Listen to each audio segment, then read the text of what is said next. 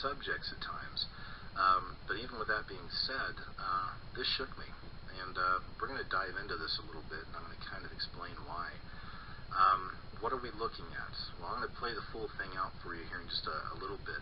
And I have to give proper credit to a very dear friend of mine here on YouTube and a fellow watcher, and that's Marishima2012. He does some very interesting work himself. He finds some great things, and this is actually going to be the third video of his that has inspired me.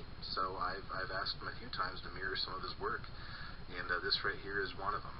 So great catch out there, buddy. And if you're not familiar with his work, please go check out his channel as well.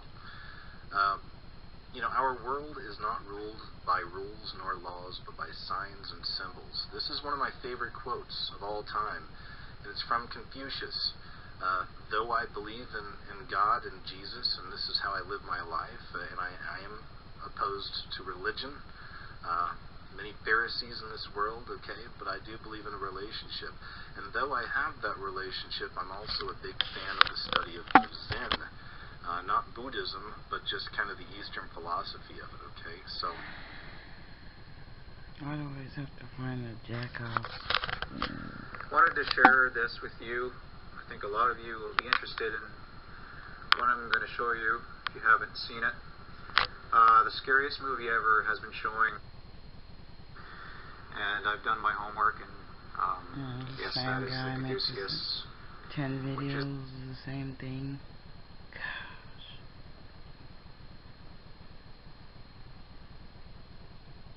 I just celebrated the 40th anniversary of having a securities license, so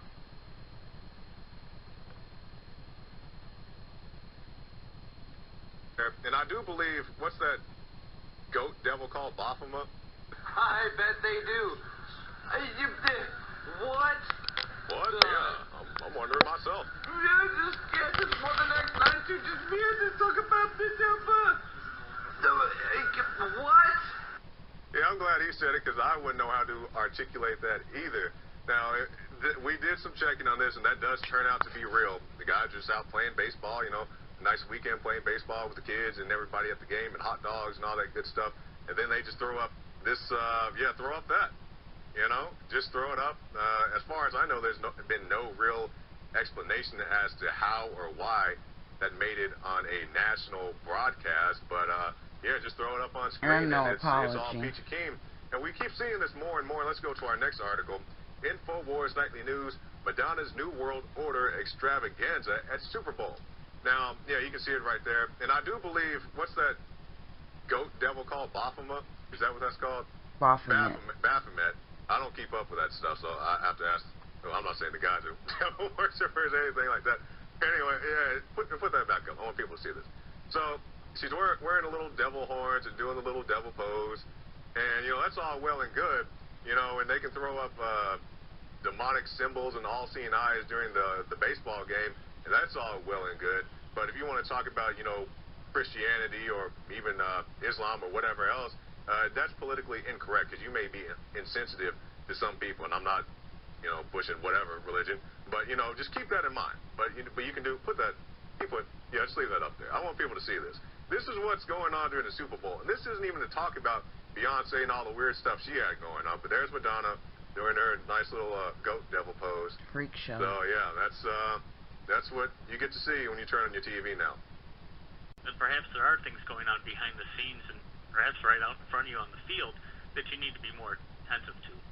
I feel like regardless, Brian, of what's put out there, whatever people know, if people know that baseball players are on steroids, if somebody knows somebody's using some sort of enhancing drug in another sport, I still feel, Brian, like fans, they just kind of put that fan hat back on regardless of what you tell them and go to the games. Well, they do, and I can understand that, because it is entertainment. It's a great way to escape for 3 hours from, you know, the problems of your life and those sort of things. But if the leagues are in fact lying to you, like again in baseball, you had steroids where Baseball Writers of America basically ignored the steroid era for 15 years without writing an article about it. You have to think, well, am I really investing in something that is in fact pure, or am I just, or do enough fans take it as just entertainment and leave it at that? But it seems like fans, especially sports fans, take it almost I when they refer to a team, or we, as if they're on the team, which they're not. You're just a fan. You're just throwing money at these guys. And I think you have to be more attentive to what you're putting your money and time and effort into. You know, I found it interesting in reading parts of the book, Brian, that, and I've been paying attention to this, when teams, like you said in the book, when teams are actually... After falling more than 60 feet from Turner Field Baseball Stadium on Monday night. The man fell from an upper deck platform and landed in a parking lot. Just seeing how far the drop was. Yeah. I didn't think he was going to make it when I saw the drop. Yeah. When you see the distance from the stairwell down. Witnesses there say that the man appeared to be intoxicated when he fell to the sidewalk below. Meantime, in Indianapolis, 2 people there were hurt after the Colts game when a railing gave way, but we can't tell you they are both okay. And there was this, you see here at a college stadium, bleachers collapsing at the University of Maryland soccer game, though thankfully no injuries were reported here either. 6, 5. 2, 1.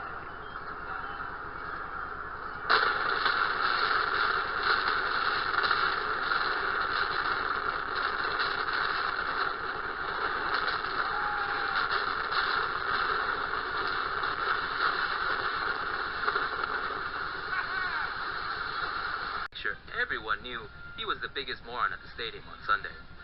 The unidentified Bills fan came up with a great idea during the second quarter of Buffalo's 37-14 win. All he needed to do after that was successfully execute his plan. So, he got up on the railing on the 3rd deck. Surprisingly, he lost control and fell from the 3rd level down to the 2nd. But at least he stuck the landing. Unfortunately, it was on another fan's head. The falling fool sustained a shoulder injury and no...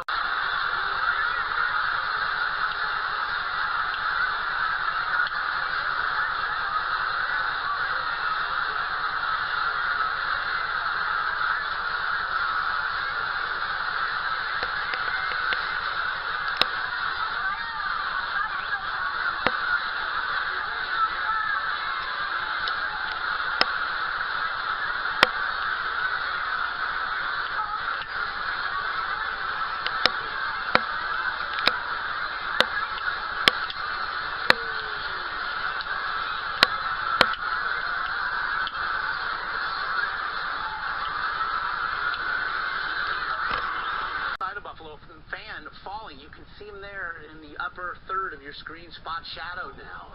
Fell from the upper deck, landed on another fan below. That fan falling, apparently trying to slide down the railing of the upper deck when he went over the side. He suffered only a shoulder injury.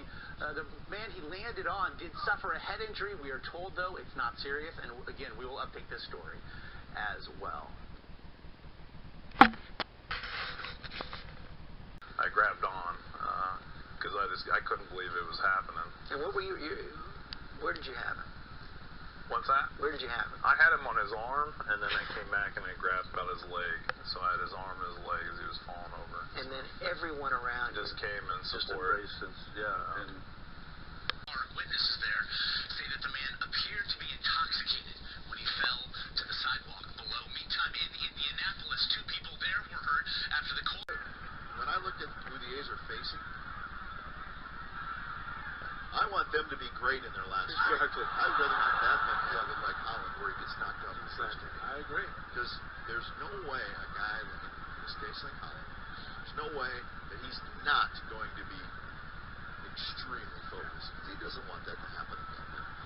Plus, throwing just 46 pitches in 2/3 of an inning, he's well rested. He's got a lot of energy built up. I think somebody fell out of the stands in left field trying to field a baseball.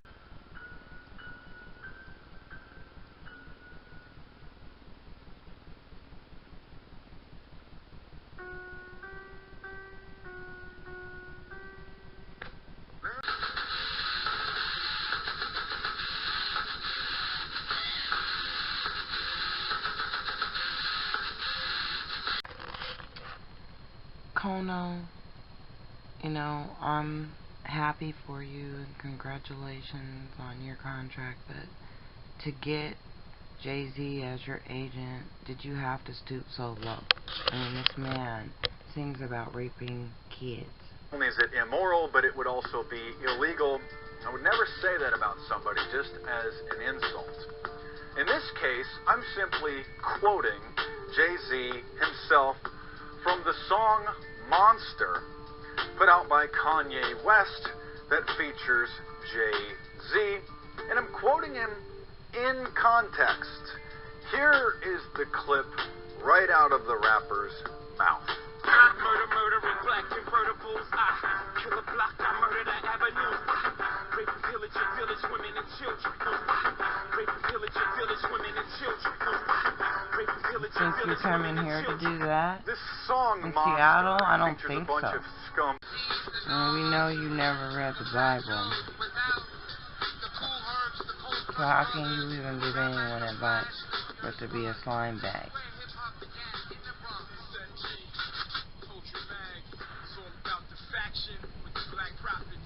Like this, check it. I say what is rap and you point to a gun. When I say what is hip hop, then mostly y'all punch. The truth of the matter is a picture that's been painted around the real culture that should be separated. Far from the media, back to the block. You know that he's crazy when some turn pop. Axe Cool Herc, yeah, that's from Jamaica. From the Caribbean to the East Coast America. He came with a speaker, dropped the mag speech, then went crazy. Can't control their feet. The dancers formulated. The breakdance was due to pioneers of that. Was the rock steady cool? But as the tables turn and the DJs play the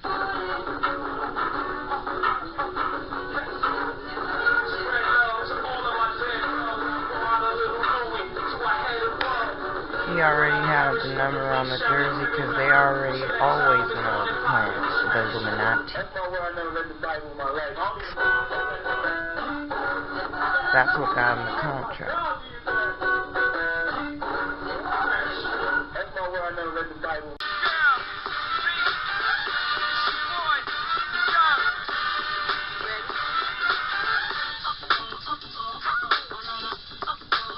All I can say is that he must have been crazy.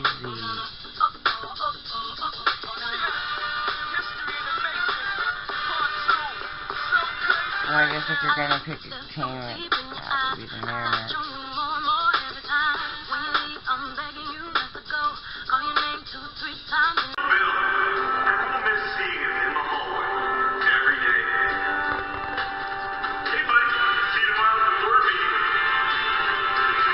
This year in July, that I'll move from being a full-time employee at Microsoft to working full-time at the foundation, as you heard.